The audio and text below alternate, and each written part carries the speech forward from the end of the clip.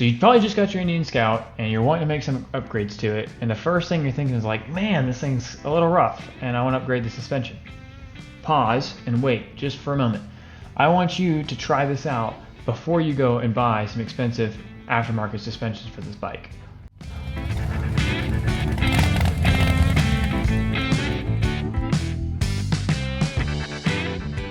So if you got your bike from a dealership, brand new, you probably got a baggie, and inside was your manual. And inside that manual bag, there might have been one of these. This is a spanner wrench. You will need this to adjust your suspension. Now, if you bought your bike on Facebook Marketplace, or if you got your bike somewhere else and it didn't come with a spanner wrench, fear not, you can get one at almost any tool store or Amazon or online, anywhere else you prefer. Now once you got your bike, you got your spanner wrench and a good little rag, you can get busy on adjusting your suspension. And I'm going to show you how right now. Alright, so let's say you just got your Indian Scout. It's a little rough, right? Right out of the box, they can be a little rough. And today I'm going to show you how to adjust your stock suspension that comes on the bike before you go out and you buy a super expensive rear suspension setup. So the suspension on the Indian Scout has got this 2-nut system. You've got your upper locking nut and you've got your lower adjustment nut.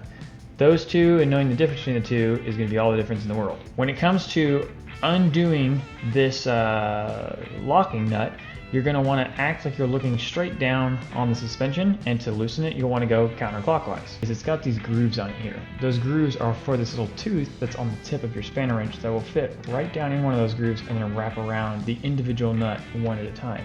So you can see here you can grab one nut without the other. Now, if you've never done this before, these are probably kind of tight, and I recommend just wrapping your spanner wrench around a rag to give it a little more grab on it, a little more grip. Place it on the top nut, your locking nut, and go counterclockwise with it. Make sure you're only grabbing the one nut at a time. Alright, so now once you have your locking nut adjusted, or unscrewed I should say, you'll unscrew it all the way out. I would say take your rag and just wipe the threads out before you actually unscrew it. That way it's nice and clean and the nut can come forward. Now, when it comes to adjusting the actual suspension itself, you'll want to go counterclockwise to reduce preload, or clockwise to increase preload. So preload is basically saying how much tension is on the spring itself already. So if you've got a really stiff ride and you're wanting to soften it up a little bit, you'll want to go counterclockwise to reduce that preload. If you got too much give in the bike and you need to tighten it up, go clockwise with it. Just remember how many turns you do. So in order to adjust this one here, same concept. Just place the spanner wrench inside one of the keys, place the wrench all the way around, and then count your turns as you go around.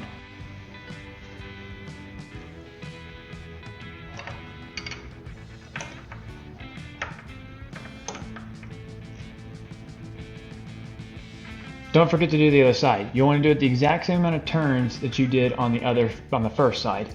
I should have mentioned this in the beginning, but make sure your bike is on a flat, level surface, or as flat as you can get to, on the kickstand with your handlebars locked all the way to the left. It's going to create the most stable situation for you, especially since these locking nuts can be pretty tight. You're going to be putting quite a bit of force into getting it done.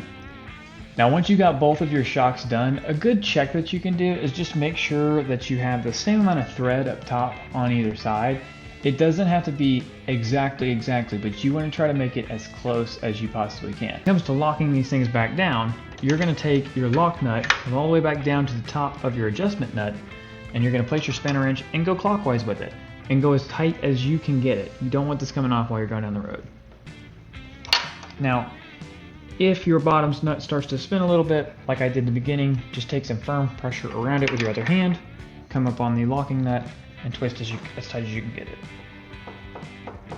Now, before you start this whole process, I should have mentioned this in the beginning again, is going out and finding a road that's got some pretty decent bumps on it and giving it a ride and feeling how the compression on the bike is as you're going down it. A flat, nice paved road is probably not going to be the best road for you to really test out your suspension to get a good idea. I recommend finding something that's got plenty of potholes, plenty of divots, or something's not going to tear your bike up, but it's going to give you a little bit of a ride, so you can test it out. Then come back, change your suspension or adjust your suspension to however you feel like you think you'll like it, tighten it back up, and ride the same road. You ride that same road, you'll get a very clear picture of what was and what is, and if you need to adjust some more or maybe go back to the way things were. I will say starting out with 1 turn or 1.5 turns max makes a world of difference, so I'd give that a try before committing to several turns on your suspension.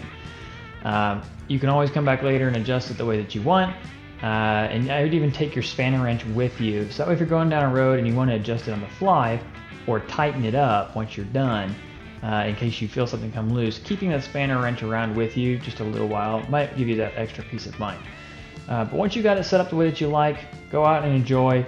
And you may turn out to find that you like the actual stock suspension that comes on the Scout. You may confirm that you want to get that Legend suspension or that Fox suspension that comes on the 101. So this is a quick little video, guys. I made this one simply because I had some questions in the comments about it. I had some questions on Instagram about it.